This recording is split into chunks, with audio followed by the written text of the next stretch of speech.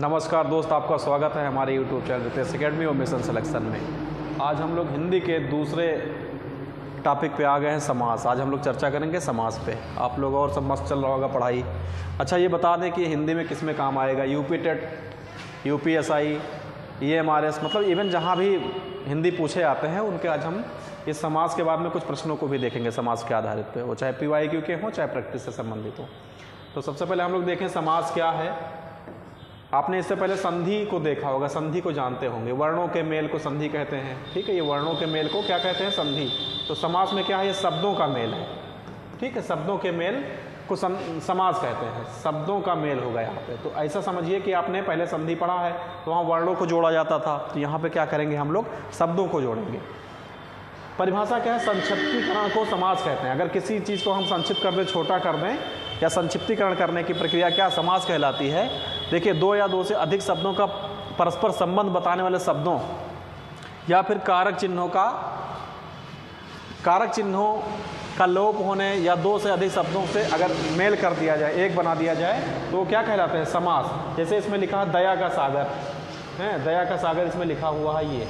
अब इसका अगर हम सामासिक शब्द बनाए तो दया सागर बन जाएगा। इस उदाहरण में दया और सागर दोनों शब्दों से परस्पर संबंध बताने वाले का प्रत्यय का लोप होकर एक स्वतंत्र शब्द क्या बन गया है? दया सागर। अब हम लोग सीधा इतना समझिए कि समास का क्या मतलब है? शब्दों का मेल, ठीक है। शब्दों का मेल, शब्दों के मेल को समास कहते हैं, या संक्षिप्त करने को समास कहते हैं। अब हम लोग देखें समास कितने प्रकार के हैं? 6 प्रकार के हैं।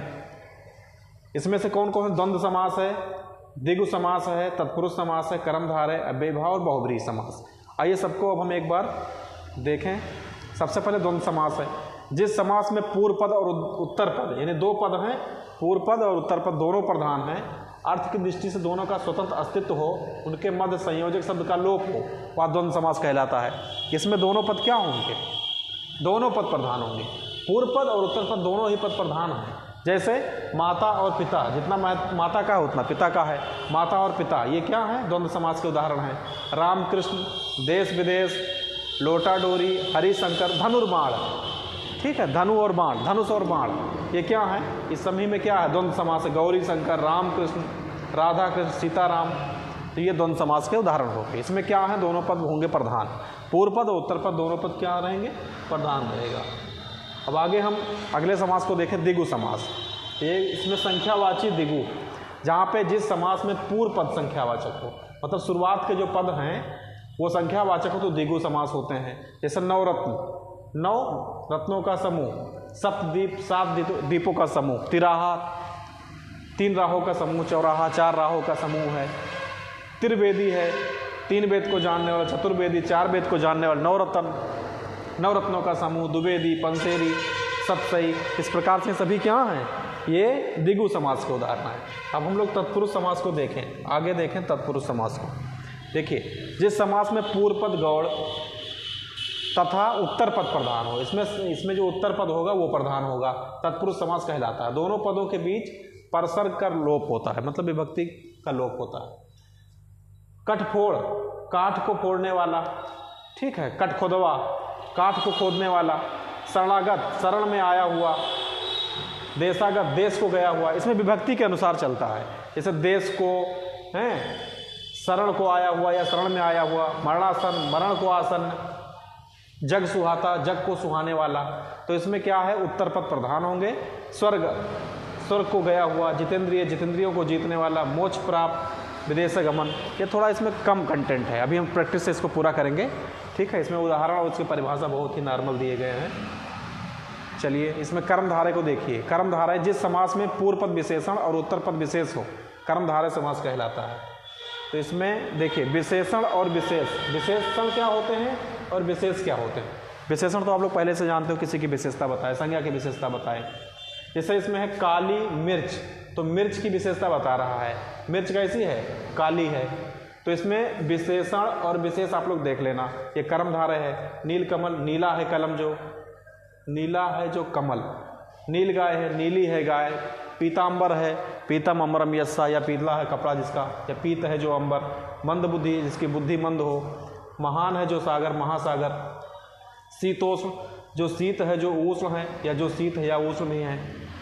राजर्षि, जो राजा है, जो ऋषि है, राजा भी है, ऋषि भी है, इस तरीके से इसमें कर्मधारय समास है। महापुरुष, महान है जो पुरुष, परमात्मा, परम है जो आत्मा, महावीर, मृदभाषी, ये सभी उदाहरण किसके हैं? ये सभी उदाहरण हैं कर्मधारय के। अब हम लोग देख ले अव्यय भाव समास। जिस समास में पूर्व पद अव्यय हो, ठीक है, पहला पद इसमें क्या होगा? पहला पद क्या होगा? अव्यय होगा। अव्यय भाव समास कहलाकर इस वाक्य में क्रिया विशेषण का कार्य करता है। जैसे इसमें यथा स्थान है, स्थान के अनुसार यथा क्या है?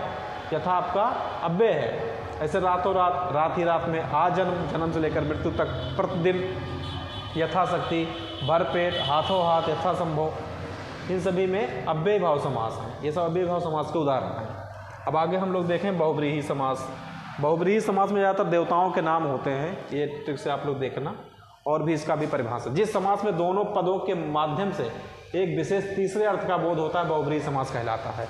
महात्मा, महान है वह आत्मा, यानी ऊंची आत्मा हो रहा है। नीलकंठ, नीला है कंठ, जिसका अर्थात भगवान शंकर। देवताओं के नाम ही होते हैं ज़्यादातर। और इसमें भी देख लेना आप, लंबोदर, लंबा है उदर, जिसका अर्थात गणेश जी। श्वेतांबर, सफ़ेद है कपड़ा जिसका, सफ़ेद है वस्त्र जिसका अर्थात सरस्वती जी। गजानन, गज का आनन है, मतलब गज के समान मुख वाले, अर्थात श्री गणेश जी। त्रिनेत्र, तीन है नेत्र, जिसके अर्थात भगवान शंकर। देवराज, देवताओं के राजा। वज्रपाणी, वज्र है पाणी हाथ में, जिसके अर्थात इंद्र। गिरधर, गिरी के पर्वत को धारण करने श्री कृष्ण भगवान। चतुर्भुज, चार भुजाएं, जिसके अर्थात भगवान विष्णु। नीला, नीलांबर, नीला है अंबर, जिसका अर्थात बलराम।